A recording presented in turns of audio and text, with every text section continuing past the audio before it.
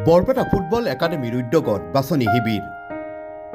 football খেলৰ প্ৰচাৰ প্ৰসাৰৰ লগতে নতুন ফুটবল খেলুৱৈ সৃষ্টি কৰাৰ লক্ষ্যৰে বৰপেটা চহৰত গঠন কৰা বৰপেটা ফুটবল একাডেমীৰ উদ্যোগত আজি অনুষ্ঠিত হয় বাছনি শিবিৰ সীমিত সংখ্যক আসন থকা একাডেমিক হোষ্টেলত খেলুৱৈক ৰখাৰ বাবে অনুষ্ঠিত কৰা হয় এই বাছনি শিবিৰ এই হোষ্টেলত থাকিয়েই ছাত্ৰজনে বিদ্যায়তনিক শিক্ষা গ্ৰহণৰ লগতে ফুটবলৰ প্ৰশিক্ষণ গ্ৰহণ কৰিব পাৰিব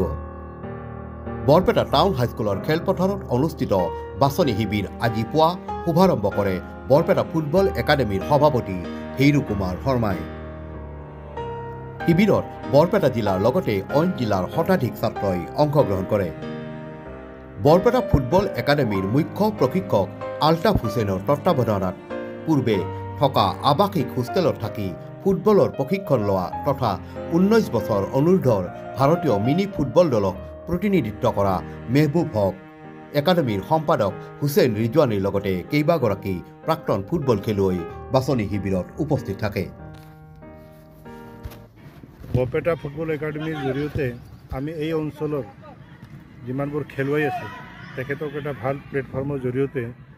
বাছনি শিবিৰত আমি আজি ৰেজিষ্ট্ৰেশ্যন আৰম্ভ কৰি শিবিৰটো মুকলি কৰিছোঁ আৰু হোষ্টেলৰ জৰিয়তে যিবোৰ ষ্টুডেণ্টে হোষ্টেলত থাকিব বিচাৰে তেখেতক তাক খোৱা লোৱা আৰু শিক্ষাৰ এটা ব্যৱস্থা কৰি দিম আৰু আমাৰ এই ফিল্ডত তেখেতে সদায় ৰাতিপুৱাৰ ভাগত সন্ধিয়াৰ ভাগত শিবিৰত প্ৰশিক্ষণ ল'ব পাৰিব আমি জানো যে বৰপেটাৰ এটা সুনাম আছে সমগ্ৰ অসমতে যে ইয়াৰ পৰা ভাল ভাল খেলুৱৈবোৰ ওলাই যাব পাৰে কিন্তু আপুনি যেতিয়া অৰ্গেনাইজ ৱেত যেতিয়া প্লেটফৰ্ম দিব নোৱাৰে তেতিয়া যিবোৰ খেলুৱৈ আছে তেখেতে মানে খেলটো আগুৱাই লৈ বা অকণমান অসুবিধা পায় সেইকাৰণে আমাৰ এটা উদ্দেশ্য আছে যে আজিৰ এই জীৱনত শিক্ষাৰ লগত মানসিকভাৱে শাৰীৰিকভাৱে সুস্থ হ'ব লাগিব তেতিয়া আপুনি ভাল এটা শিক্ষা গ্ৰহণ কৰিব পাৰে তাৰ কাৰণে ফুটবল ইয়াত যিখিনি এতিয়ালৈ দেখিছোঁ গোটেই ৰাইজৰে ভালে সঁহাৰি পাইছোঁ আৰু ইয়াৰ বৰপেটা ডিষ্ট্ৰিক্টৰ লগতে বাহিৰৰ ডিষ্ট্ৰিক্টবিলাকো আমাৰ লগত যোগাযোগ কৰিছে আজি যিখিনি আমাৰ এডমিশ্যন হৈছে তাতকৈ আৰু অধিক হ'ব বুলি আমি আমাৰ আধাৰ হৈ যিজন প্ৰশিক্ষণ প্ৰাপ্তৰ পিছত বাছনি শিবিৰৰ শুভাৰম্ভ তাত যিমান খেলুৱৈসকল আহিছে সকলোকে মই অভিনন্দন আৰু শুভেচ্ছা যাচিছোঁ আশা কৰিছোঁ যে আপোনালোকে যি আশা লৈ ইয়াত আহিছে সেইবোৰ ছাত্ৰই ফুটবল একাডেমীৰ জৰিয়তে বৰপেটা ফুটবল একাডেমীৰ জৰিয়তে এই প্ৰশিক্ষণ শিবিৰত আৰু